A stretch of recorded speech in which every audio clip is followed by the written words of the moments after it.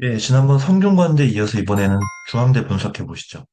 이제 서성한 라인이라고 하는 그 바로 밑에 있으면서 이제 인서울의 중심에 있기 때문에 역시 선호도가 높습니다. 그리고 요즘은 여학생들이 조금 이제 뭐 이화여대 같은 여대에 대한 선호도가 낮아지다 보니까 중앙대를 더 선호하고 몰리고 뭐 이런 경향도 있어요. 중앙대는 특징이 그 안성 캠퍼스가 있는데 법적으로 분교가 아닙니다. 그래서 같이 모집을 해요. 그리고 이제 생명공학과라든지 뭐 첨단 소재공학과라든지 이런 게 안성에 있기 때문에 과가 되게 좋아 보이잖아요. 근데 가끔 보면 그게 안성 캠퍼스인지 모르고 입결이 왜 이렇게 낮지? 실수로 지원하는 경우도 있습니다. 조심하셔야 됩니다. 자, 그래서 일단 중앙대를 보시면 지역 균형이 있고 상위권 대학에서 유일하게 생기부를 안 보고 교과와 출결만으로 평가하는 거기 때문에 이과 친구들의 문과 교차 지원도 가능합니다. 사회 과목 뭐 이런 건 그렇게 나쁘지 않다고 하면 교차 지원이 가능하고요. 이제 문과 입결이 조금 더 낮아요. 이과 입결보다. 그런 거를 이제 전략적으로 해서 뭐 경영 경제 쪽으로 이렇게 지원한 학생들도 이과에서 꽤 있다. 이렇게 보시면 되겠습니다. 대학교자들 수준을 보면 이제 수능 최저가 이제 3합 7 수준인데 영어 2등급은 1등급으로 이렇게 핸디캡을 없애주는 그런 것들 많이 활용할 수 있겠죠. 역시 아까 이제 성대와 비슷하게 성대보다 조금 낮긴 합니다만 1.6에서 1.9까지.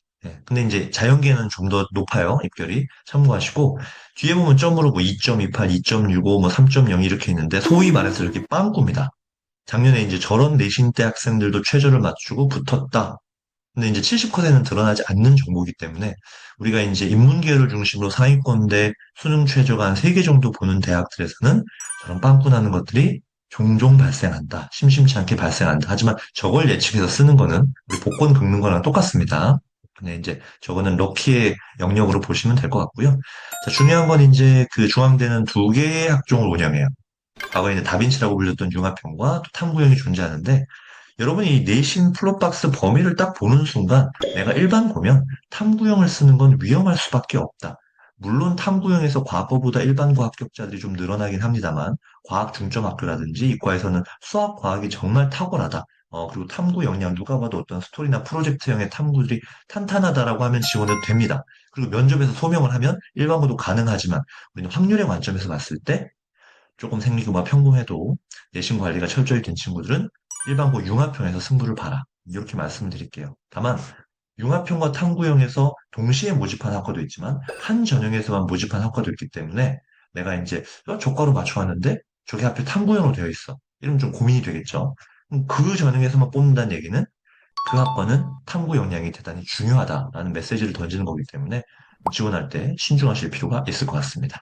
다음 이제 경쟁률 보면 뭐 중앙대 약대는 학종에서는 최저가 없잖아요. 그래서 이제 경쟁률 상당히 높고요. 이제 교과 지역 균형에서는 최저가 대단히 세기 때문에 메이저 약대기도 하고 인기가 높습니다. 그다음에 이제 밑에 조심하셔야 될 게 아까 말씀드린 생명공학대학, 첨단소재공학과, 예술공학과 이런 것도 어디 있다? 안성에 있다. 서울 아닙니다. 이런 거 좀 주의하시면 좋을 것 같고요.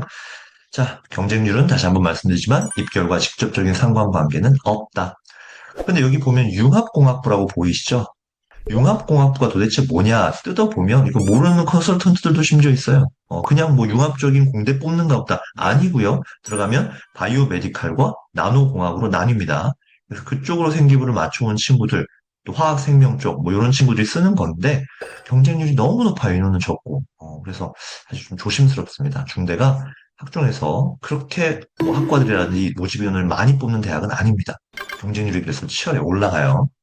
자, IPR 보시면 우리가 이제 여기서 주의해야 될 게 학종에서의 메디컬, 의학부 1.24, 2.0 이렇게 돼 있는 거 보고 또 들어가면 큰일 난다. 최저가 없어요.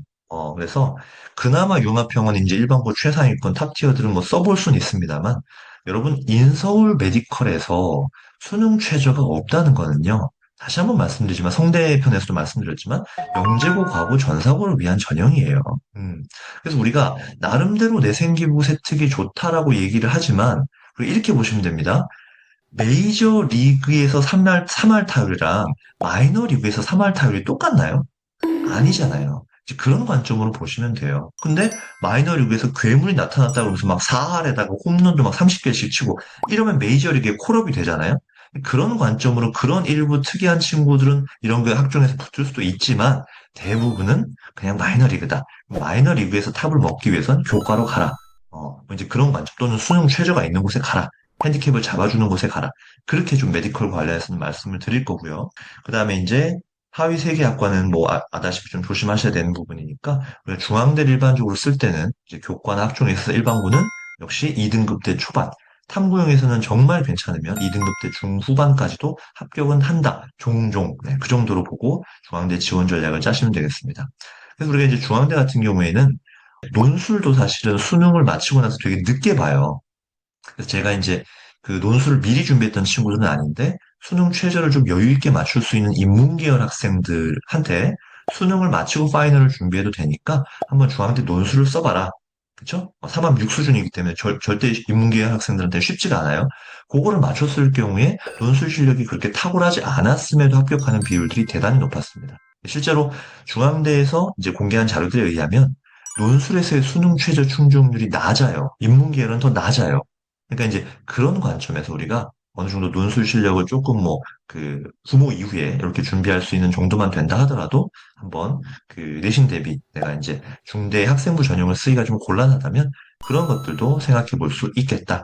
그렇게 해서 중대에 대한 가능성을 높게 지원해 보시면 좋겠습니다. 감사합니다.